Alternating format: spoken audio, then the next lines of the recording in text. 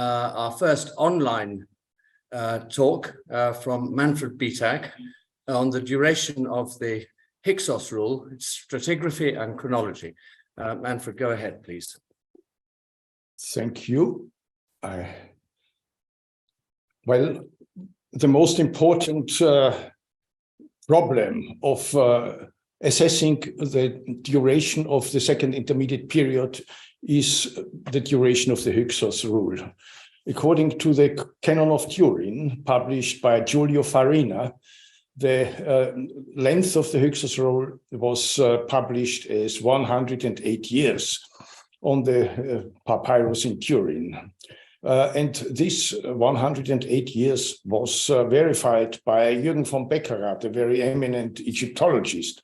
But recently, in the last 10 years, about Kim Ruholt of Copenhagen and Thomas Schneider from Vancouver challenged this reading and proposed that this could be also read by 140 or 148 years, the duration of the Hyksos period, or the duration of the Hyksos period had been 168 years. And you can understand that this puts all our endeavors to put together the chronology of the second intermediate period. If this makes this very difficult.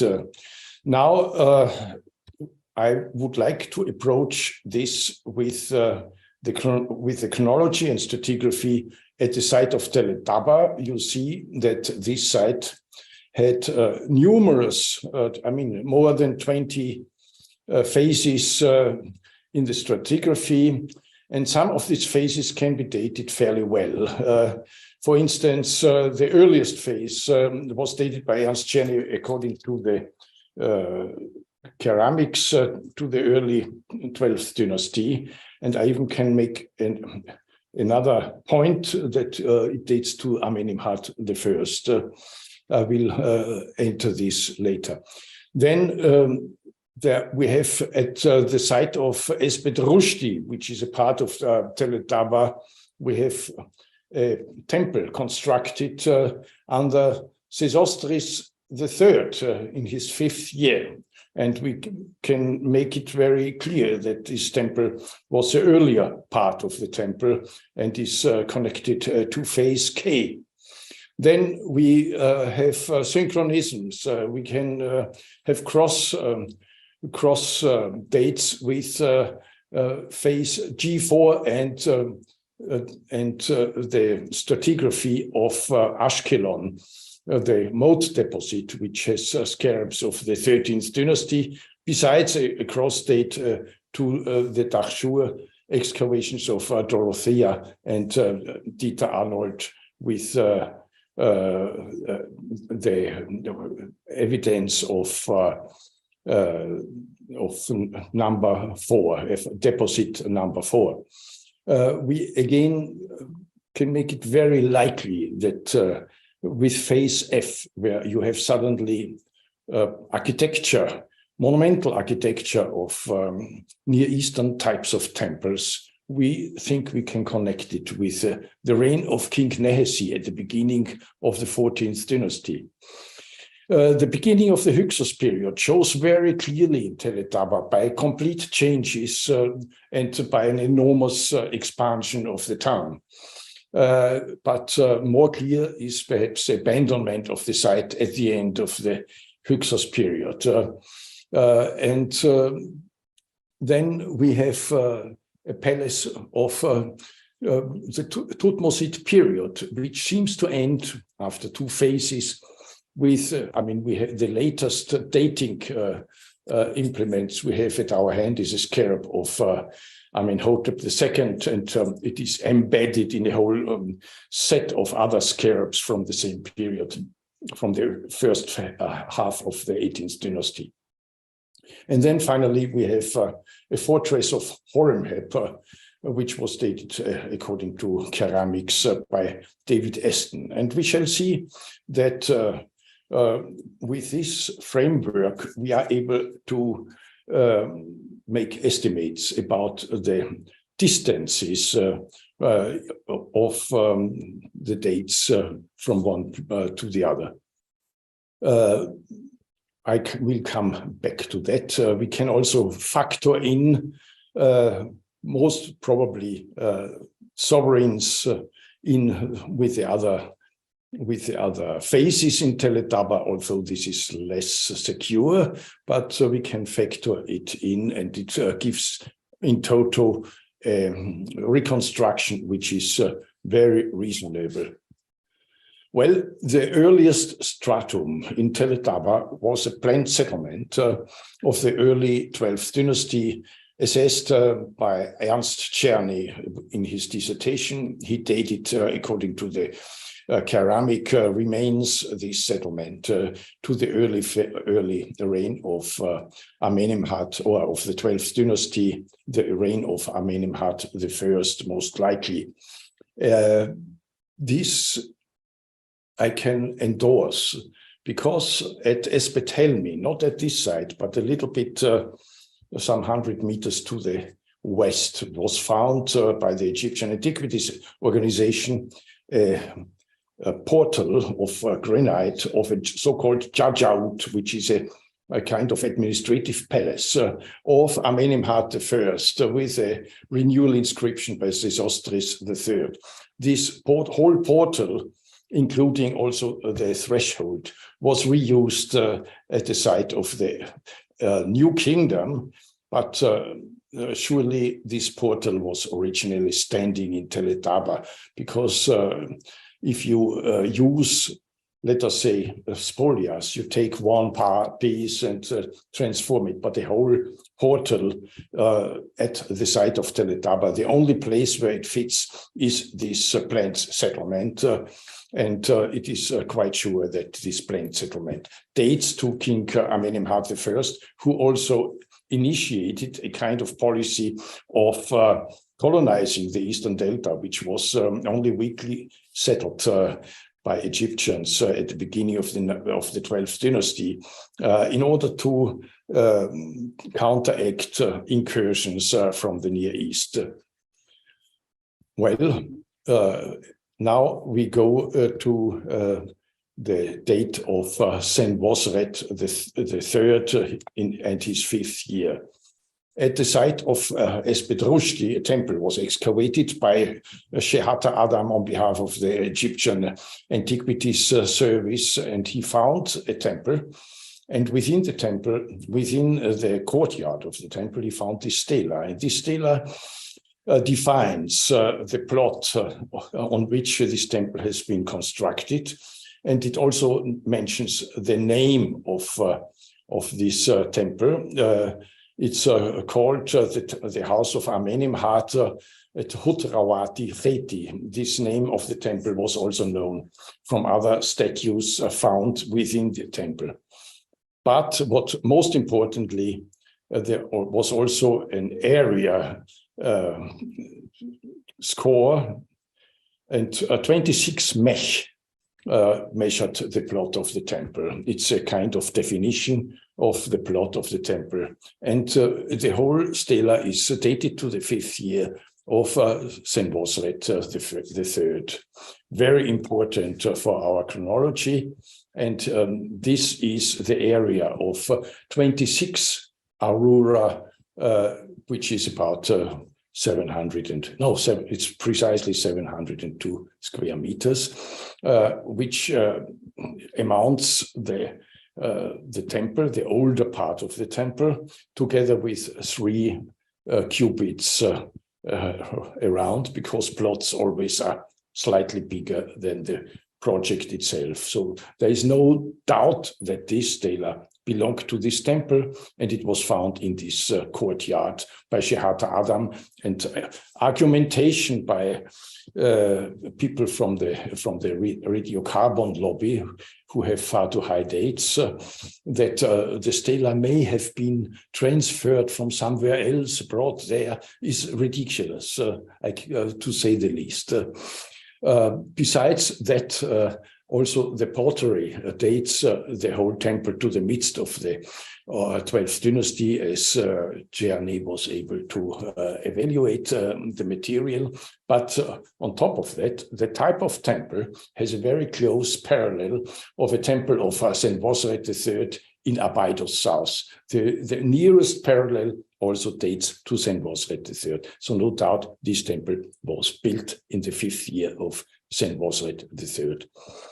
Now we come to the cross dates with other sites.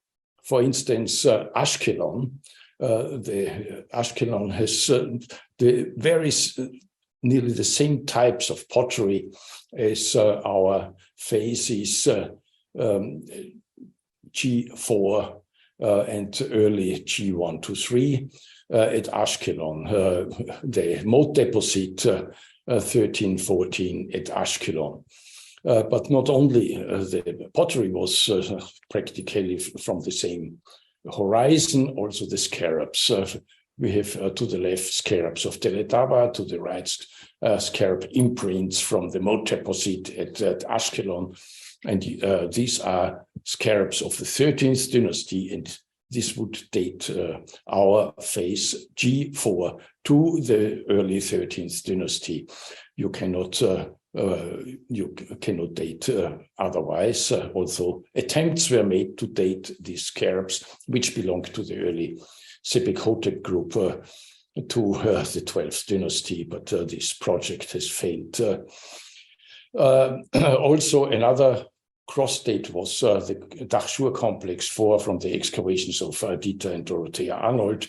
It is practically the same material as at el-Daba phase G4, dating it to the early 13th dynasty. We are here precisely. Now we come, I also would like to show you the earliest mentioning of the name Avaris on a scarab imprint of the mayor of Avaris from the time of the 13th dynasty, published by Ernst Czerny. Now we come to a phase where suddenly a complete new plot arrangement was done, and temples of Near Eastern style were constructed, temples of very big dimensions. Here you have a broad-room temple with a niche with a very near parallel at the temple of Aleppo. Here you have a bent axis temple with near parallels at Ebla and Tel Brak in the northernmost Syria. And it is very interesting that within this area, we found 2 fragments of door gems with the name of Aa-Sechre-Nehesi, the king of the 14th dynasty, early 14th dynasty. He ranges at the very beginning of the 14th dynasty. Maybe he was the second king of the 14th dynasty, according to the canon of Turin. There's only place for one king before him, who might have been his father. Anyway, Nehesi himself presented himself as a Levantine king on a stela or on an obelisk found in Tanis. He has a high crown of the typical princes of the Levant. We also found under the palace of the Hyksos, we found the palace of made of sandy bricks, excavated only in parts, but it is very clear that this early palace ended in a conflagration, and it seems that the beginning of the 15th dynasty of the Hyksos did not go ahead peacefully. Obviously, this palace, wherever we excavated parts of it, we found signs of conflagration, and it's not easy to put fire on a mud brick building, especially with such sturdy walls. Anyway, here you see the magazines of this palace, or pre-Hyksos palace, which can only be of the 14th dynasty. And what is interesting, we found numerous amphorae filled with Egyptian blue, which was very costly at that time, but we also have imitated Cypriot pottery, and we have also spoils from the residential cemeteries in the Memphite area, which shows that obviously the 14th dynasty, in the time of the 14th dynasty, started the looting of the elite necropolis around the capital of Egypt, of the Middle Kingdom. What is important is that this seal, it's a part of the Green Jasper workshop, which was located by Dominic Colon at Byblos.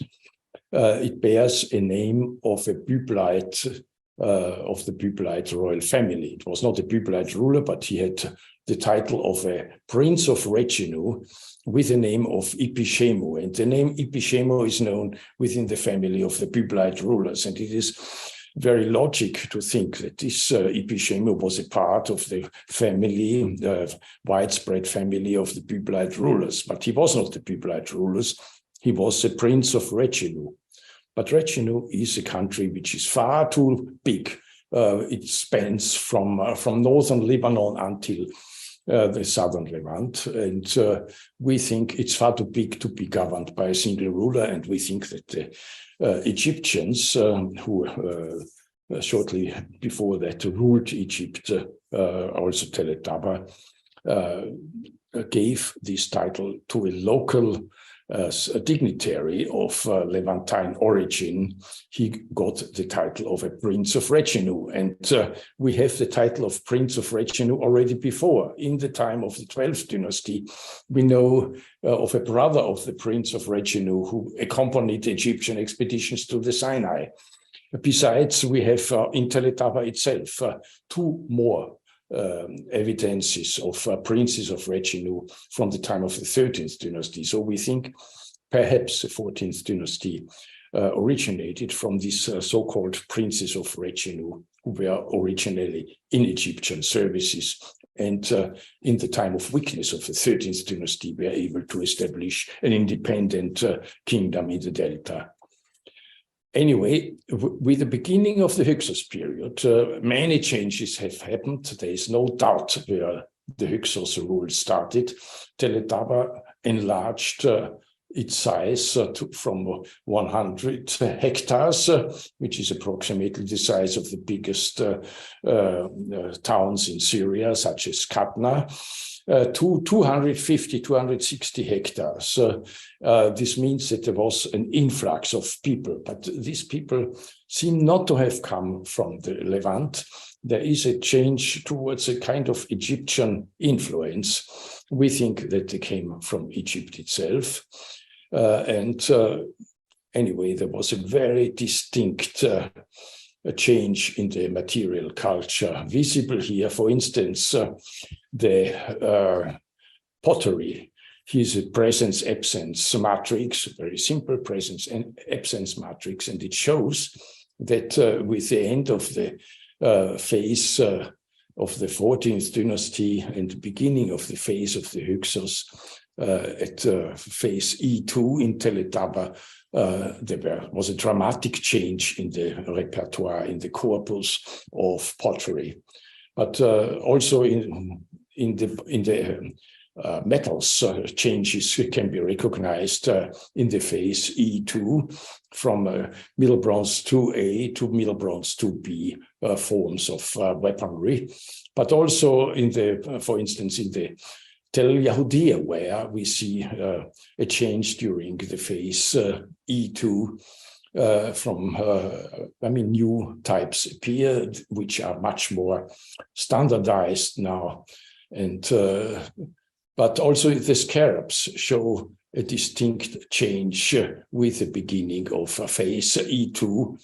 And this is very interesting. But I mentioned already that the palace of the pre-E2 phase was completely burned down. There was a conflagration, but also new building materials were suddenly introduced, mud brick instead of sandy bricks before, but also eating customs changed. There was much less caries now, but there's much stronger abrasion of the teeth as evidenced by our physical anthropologists. Well, within this palace, which shows very close similarities to palaces in northern Syria. For instance, we have in the south a courtyard behind double walls. On the right side, Ebla, the palace Ku. On the left side, our palace in tel-Daba. And also you have here a kind of buttress staircase encased in a buttress jutting out on the western side of the palace. And within the courtyard, you have a platform attached to the eastern facade of this courtyard, both in Ebla and in tel-Daba, but you have the same feature also in the old Assyrian palace in Assur. It's very interesting. So there was a strong influx of Near Eastern type of architecture, but this probably has happened already in the time of the 14th dynasty, as we are able to show with the temples. Anyway, within this palace, we found in deposits, in offering deposits, in offering pits, several seal impressions of King Khayan of the Hyksos period. We found it in the early offering pits and also in the later offering pits, seals of the Hyksos Khayan, who was obviously one of the lords of this palace, but we think that also before Khayan and after him, other Hyksos had their residences there. Just to understand, to give you an understanding of our endeavors in getting more precision in pottery dating, we made seriation studies. For instance, with very simple forms, you can make a seriation of cups who have the tendency to become deeper and deeper. And it's very interesting that in closed contexts, the variation is much less than in the settlement contexts. But the same can also be applied, as our colleague Zbigniew Szafrański showed, that for instance, beer bottles, indices of beer bottles can also help to date them precisely into the slots of the different phases in tel-Daba. These studies have been made by Karen Kopetsky, Bettina Bader, by David Aston, by Vera Müller, and Ernst Czerny. And I think there is little differences in the dating, in the overall dating.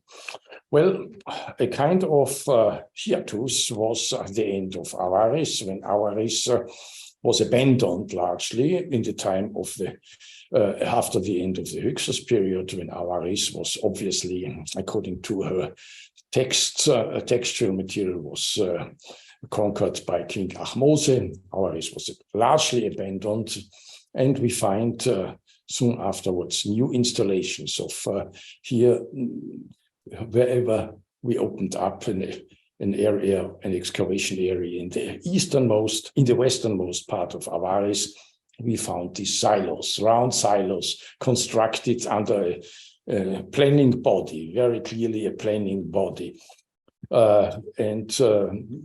These silos cannot be dated to the Hyksos period still, because we have already 3-4 phases of the Hyksos period. Avaris was abandoned, so the rest of these silos would stand alone. They date, according to our opinion, to the early 18th dynasty and are the first installations of the 18th dynasty to create a kind of stronghold for the campaigns which started perhaps already under Ahmose, later under Amenhotep I in the Near East. And for such campaigns, you need lots of reserves for your troops. Anyway, soon afterwards, we found a camp and a cemetery with burials mainly of males, a few females also, but we think they were soldiers or workmen. Soldiers is more likely. Inside this enclosure wall, there were ordinary burials. Outside the enclosure wall, these bodies were buried lying on their stomachs. Some have their head missing. So we think they may be executed soldiers and female. The few females, there are only 2 and 2 children, can be explained easily because every army has also female, either females accompanying their partners or as Marketenderinnen. Anyway, these are the ordinary burials. They are without any kind of offerings, but we can have a very good date for this phase because we found also attached to this cemetery a campsite with fireplaces, and among the finds was this mold of a battle axe, and it is an 18th dynasty battle axe because it's a very typical 18th dynasty battle axe. It has straight borders, and still the battle axe of King Kamose of the 17th dynasty has a very strong convex outlines, whereas this is straight outlines, very typically for the 18th and even 19th dynasties. And also there was an inclination between the neck of the axe and the blade itself. So without doubt, this is a very good date, 18th dynasty battle axe. Anyway, we are now here in the time of the 18th dynasty, and soon afterwards the site was covered by an enormous palatial quarter of 5 hectares, 13 acres, with several palaces from the Thutmoside period. And these palaces were embellished with Minoan wall paintings, original Minoan wall paintings, and it was a sensation. And attached to the palaces in the late period were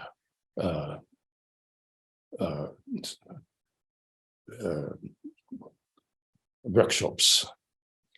Anyway, these are the palaces here, and in the workshops we found numerous scarabs, but also in other workshops of the palaces, scarabs besides the Hyksos period, also of the 18th dynasty. And here in the workshops only of the 18th dynasty, and the whole array. The latest one was of Amenhotep II, which the latest gives a terminus ad quem, or perhaps even a terminus post quem of the whole arrangement. So you cannot date these palaces back to the 100 years as the radiocarbon dates would suggest.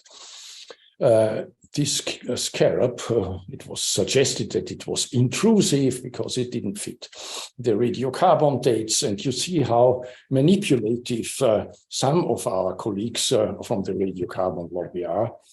But this scarab was found in a whole collection of scarabs found in the workshops, and they were discarded. And the royal scarabs were all from Ahmose, Thutmose I, Amenhotep I, Thutmose I, Thutmose III, and the last one from Amenhotep II. So this workshop date definitely to the time of Amenhotep II. And it was also argued, well, perhaps these workshops are later than the palace, but they are abut against the palace, and also the northern side of the palace was weathered. because of rain. Nevertheless, this can happen in a relatively short time. In half a century, surely it was weathered.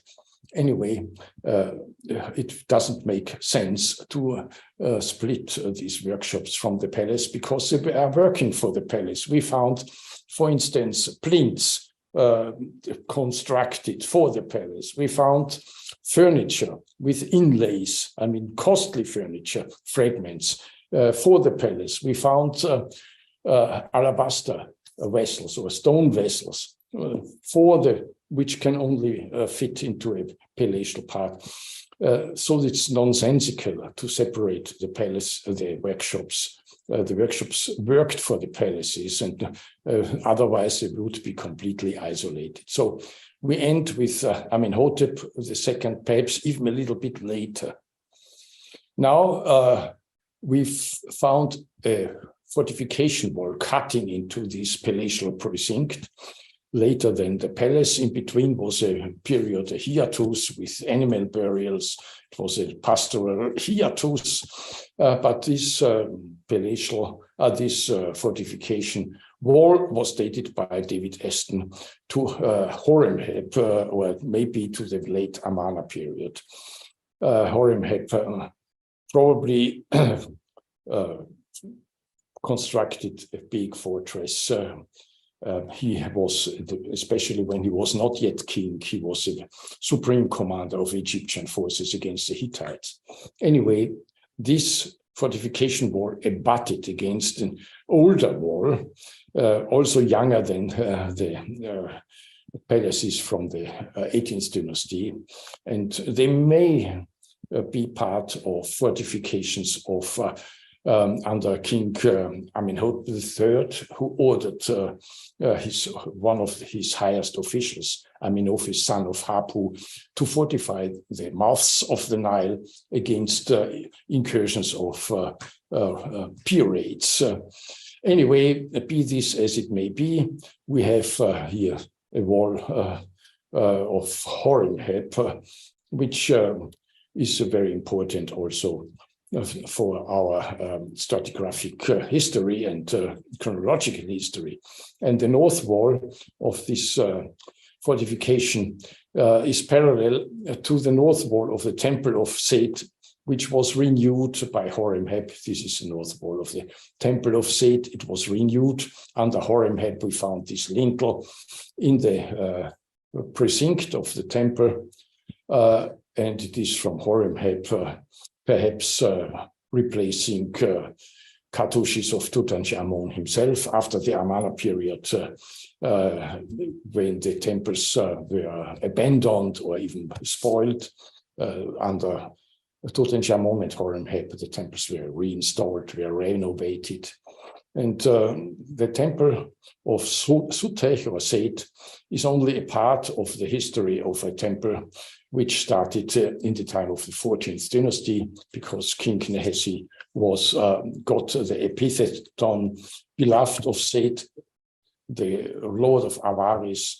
But the Set, the Lord of Avaris, was obviously the king, the god, the storm god of the Syrians, Hadad, and he still had the same kind of outfit and appearance in the time of the Ramessides, when still this cult continued 400 years from the time of the 14th dynasty until the Ramesside period. And you see the outfit of this god Set, but it is only the interpretatio Egyptiaca of the Syrian storm god, who became the ancestor of the 19th dynasty. Therefore, two kings of the 19th dynasty had the name Set, Seti, the one belonging to Set, but it was not Set, it was in reality the Syrian storm god.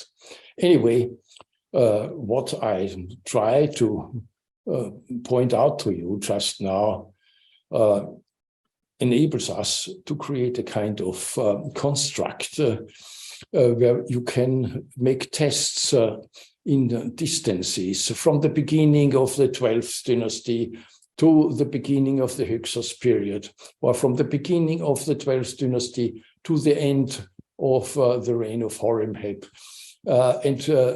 or from the beginning of the 12th dynasty to the 5th year of Senwosret III, and the average is always around 30 years, 28 years, 29 years, 83.83, and all this, or to the end of the Hyksos period, again, we get an average of about 30 years. And above the Hyksos period, we always get averages slightly above 30 years, 33 years. But if we have a hiatus of, let us say, 10 years, this reduces again to 30 years per phase in el-Daba. And the phase, which is defined also stratigraphically, is about a generation in generation estimates done by Chris Bennett, by Janssen Winkel, and by other Egyptologists. So they always come around 30 years. And we also know from social anthropologists that the duration of a house of mud brick in the delta is about 30 years. Afterwards, it is changed because the families changed.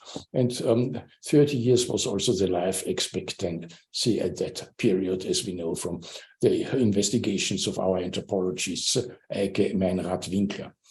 So our construct shows very clearly that the Hyksos period can hardly be more than 100, 120 years. 148 years, 168 years is out of question. So the original reading by Giulio Farina, which he proposed without a question mark, seems to be the correct one. And he was also verified by Jürgen von Beckerath. Well, this was in short what I wanted to show you. But this construct is, of course, based on some uncertain data, but some of the data are correct. And into the correct data, you can factor in the more uncertain ones. But in total, it gives you a very reasonable building of chronology. And I think it is very important to assess the length of the Hyksos period, because this will help us to reconstruct the chronology of the second intermediate period. Thank you very much.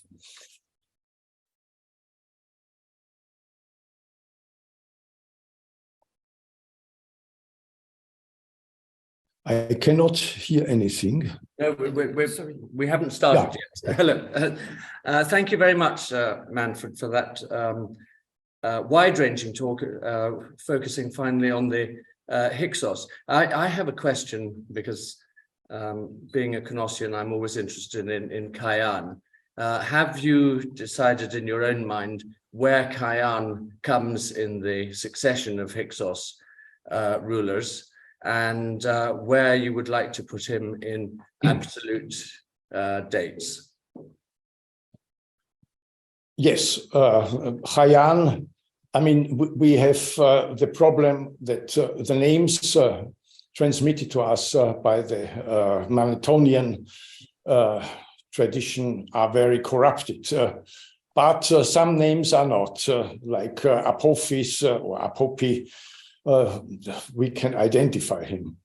The first two names in the succession of the Hyksos, named by the Manethonian history, Salitis and Bnon, it makes no sense to combine it with Kayaan. But the third name, Apachnan, or also Pachnan, very likely could be the Hyksos Kayaan. Besides that, we know a son of the Hyksos Kayaan. We have found a stela in el-Daba. His name was Yanasi. And in the Manethonian list exists also a Yanas. He is after Apophis, late in the Hyksos period. Of course, it may be that the names were swapped, but it's also possible that one of the sons of Kayaan although Apophis reigned for a very long period, came to reign after Apophis or shortly before him, and reigned only a very short period. But one thing is sure, Haiyan is not the first Hyksos. He is also not the second Hyksos. He most likely is the third Hyksos. But as the first two Hyksos kings perhaps reigned only very shortly, Haiyan could be given a longer reign, I mean, the second longest reign among the Hyksos, which may be around 16, 18 years, something like that. I would put him on the third place. Also, I would absolutely deny a possibility of an overlap of the 14th to the 15th dynasty. There is a very clear cut in the evidence at el-Daba, not only by the conflagration, but the complete change of ceramics. So this is out of question. And also, I think it's unlikely that the 14th dynasty overlapped large. I mean, it overlapped with the 13th dynasty, but only with the late 14th dynasty. But the many, many names of the 14th dynasty kings, I think it's 86 names, which don't fit into this period, could be explained by the princes of retinue who were in el-Daba or in Awaris from the reign of Amenemhat III onwards, at least, if not already slightly earlier, at least from Amenemhat III onwards. And it is possible that the names of the princes of retinue, who were just dignitaries in the service of the pharaohs, were factored into the list of the 14th dynasty kings who may originate from these princes of retinue. Thank you very much. So you would put around about 1600 plus or minus, in fact. Yes, maybe slightly before. Yeah, yes, yeah, I would say, no, not 1600. I would, 1600, maybe between 1600, 1620, something like that. Thank you. Now, do we have any questions in the audience for Manfred Bietak? And online? Manfred, there are no more questions. So it just leaves me to thank you very much for participating in this. I find it fascinating. And we must move on to the next paper now. Thank you very much. Thank you. Oh, can I quickly ask a question? Yes. Okay, that was an amazing talk, Manfred. Could you clarify, so you're suggesting that the Hyksos kings originated from Byblos, from retinue princes at Byblos? Are you making that connection? But you're also connecting the Hyksos architecture with best parallels at Ebla. So I'm wondering if both you would comment on that, and also perhaps on some connection to the Amorites, if the Hyksos are... Yeah, one should not mix the 14th dynasty and the Hyksos. They may originate from the same gene pool, but the 14th, was the 14th dynasty, which may have originated from the kings of Byblos. I think this is very logical even. The Hyksos itself, I think they originate, but so this is written now in a contribution to the Encyclopedia of the Ancient World. I just recently submitted such an article. The Hyksos themselves, at least their people, seem to originate not from abroad, but from the area around the residence Ichitaui, Memphis, from the Memphite area. There were Asiatic settlements in the Memphite area mentioned in the Ilahun papyri. They were called Wenut, and there were many Asiatics living there. And I believe they were responsible for the creation of the 15th dynasty, because not only Awaris expanded enormously, I mean 2.5 times what was previously during the 14th dynasty, but it expanded to 250 hectares, and these people must have come from there. And the material culture shows no specific influx of new types from the Levant.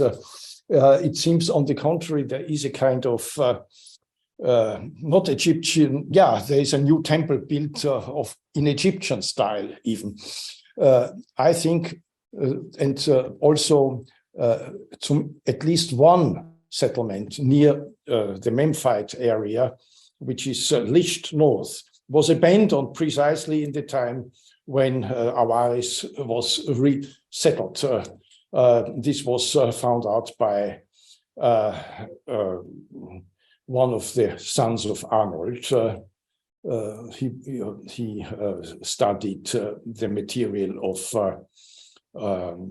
Lisht North, but it is very clear Felix Arnold suggested that the abandonment of the settlement of Lisht North may have a connection to the increase of settlement in Avaris, and not only Avaris, because also other settlements in the Eastern Delta were founded around this time, especially in the Wadi Tomilat. So the Hyksos came from within Egypt, but the ancestry was also Asiatic, probably from the same gene pool as in the 14th dynasty, but this still has to be assessed. Thank you very much. I think we must now move on to Catherine Eriksson, who will talk to us on the evidence for intersection between the Aegean and Egypt around the time of the Bronze Age eruption of Thera.